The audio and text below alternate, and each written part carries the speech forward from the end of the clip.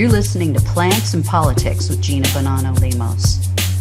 If you're ready to hear the truth about both sides of the aisle, what's really going on in America, and how big money interests prevent change to keep you sick, broke, and desperate, then play on.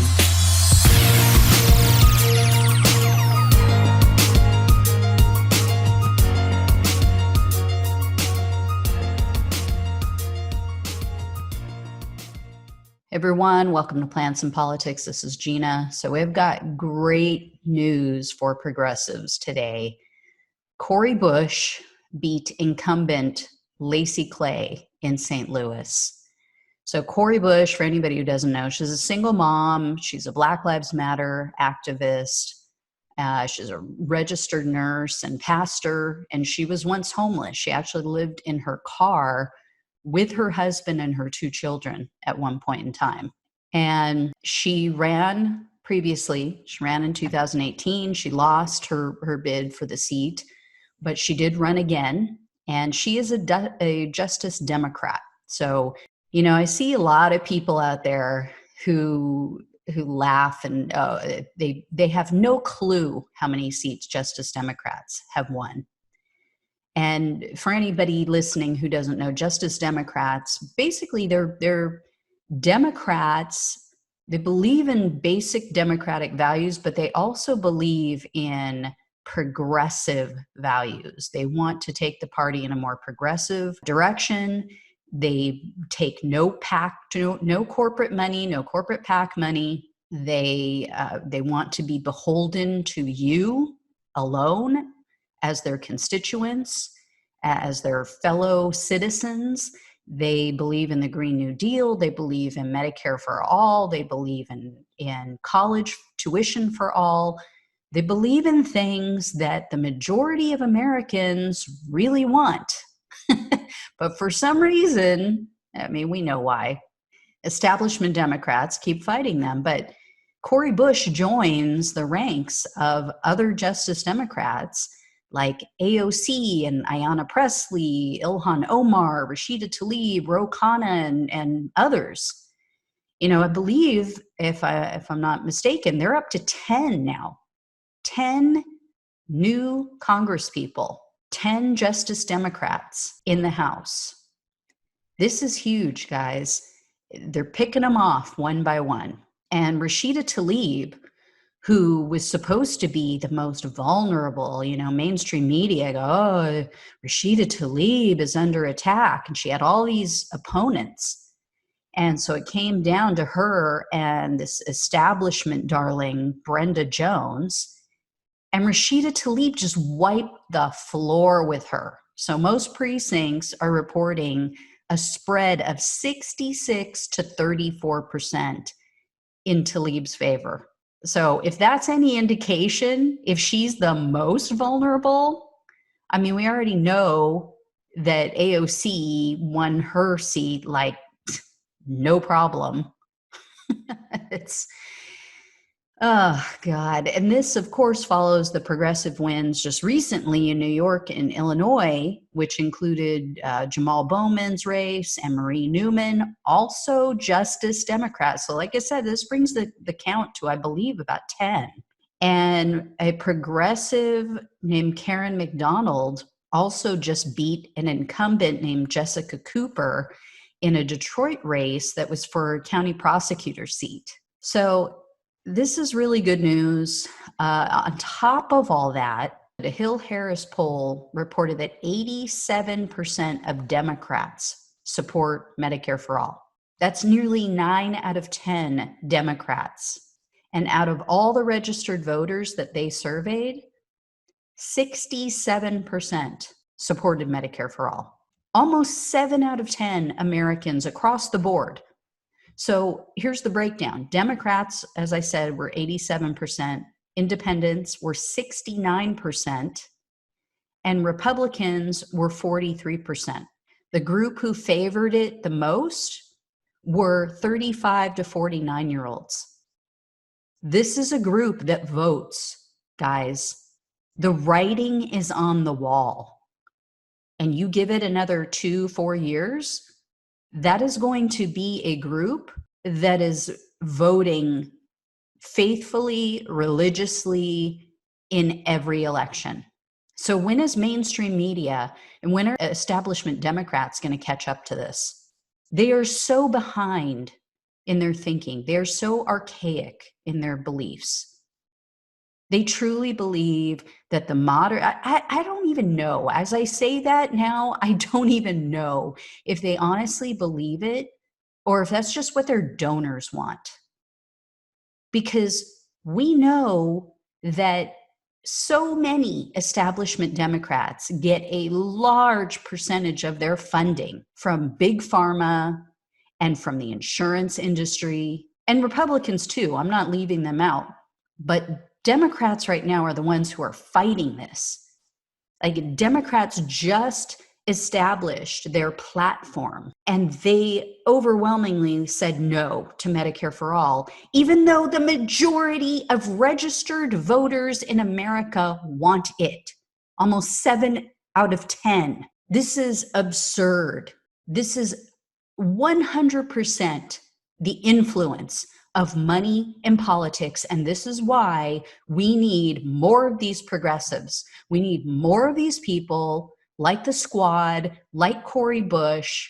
These people need to go. These establishment Democrats need to go, just like Republicans do. They are literally selling us out. This may be the last stand for the establishment. If things keep going the way that they are going, this could be it for them. This will be the hill that they die on. You know, this happened with Republicans. This happened when the Tea Party essentially hijacked the Republican Party after Obama got in office. And they ended up, you know, they had a large enough group and they voted almost like a third party. And they voted against their own party, against the old establishment wing of the Republican Party. Not that I agree with them, but I think it's a model that progressives need to use. You know, they held out on legislation and used their might to move the Republicans further to the right. And it's time for progressives to do that and do the same and move the Democratic Party to the left again, where they claim to be, where they're really not. You know, they can put on all the kente cloths they want, but it's all a bunch of bullshit. It's all a show. That's all they care about. Show me the policies. Make the changes that are actually going to help Americans. Don't just talk the talk, walk the walk. That's what progressives do. But as long as these lawmakers are taking money from big pharma and the insurance companies and big oil and all of these other corporate interests, they are never going to work for you and I. They just won't. And I'm praying to God that they wake up and realize now that they keep losing all of these seats. And here's the other bullshit thing. So it came out last year that campaign staff, they were being blacklisted. I believe it was by the DCCC. It could have been the DNC too, but I know that they basically were put on a blacklist for working with progressive challengers. They were told that if you work on a campaign for someone who's opposing an incumbent Democrat, you will be blacklisted. You'll be blackballed and you won't get any work. But here's the thing. It doesn't work in reverse. So you have people like Rashida Tlaib, and she's an incumbent. She is an incumbent. She is in office. Yet the DNC and the DCCC had no problem with campaign staff who worked against her, who worked on her opponents' campaigns. They're fine with that, which shows it has nothing to do with your team and being loyal. They have no freaking loyalty. Their loyalty is to the corporations that fund their campaigns. That is their only loyalty.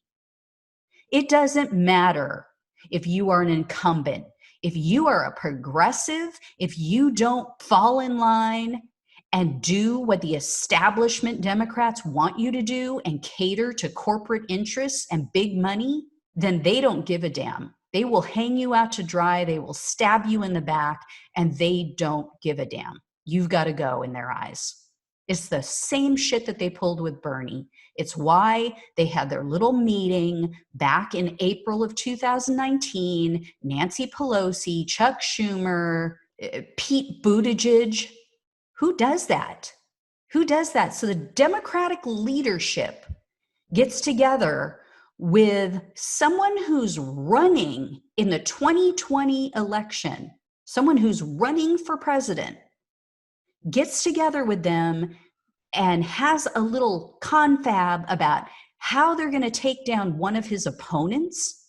And if you don't know what I'm talking about, you need to go research, because there was an article, and I believe it was in the New York Times. I can't remember what publication, but there was an article about it. There were multiple meetings where they all got together and they talked about, quote, what to do about Bernie Sanders. Terry McAuliffe was there. See his smug face on CNN all the time? He's another establishment asshole.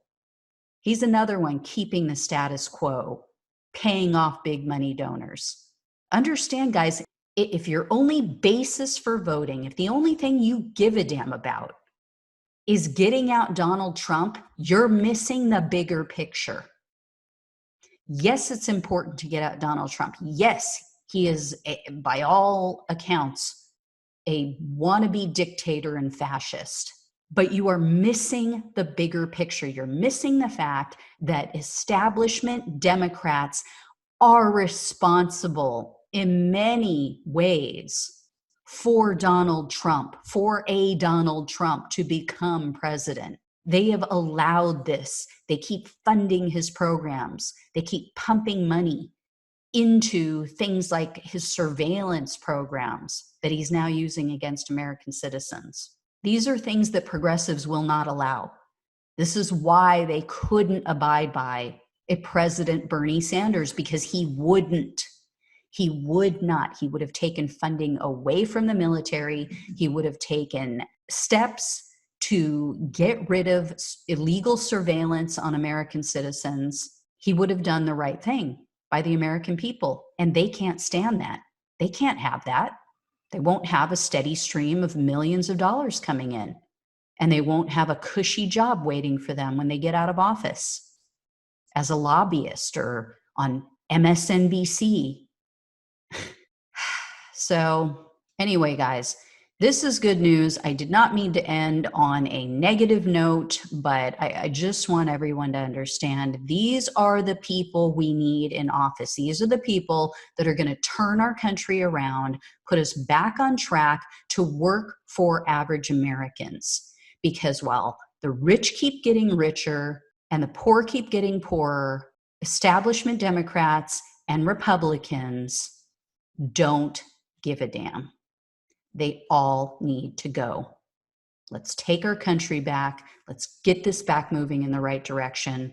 Let's make the country work for the 99%. This has to end.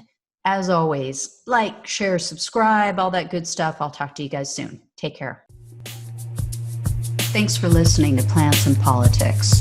The only way we can take our country and power back is to spread the truth and build an army. So remember to like, follow, subscribe, and share on Facebook, YouTube, and wherever you listen to your podcasts. Thanks again.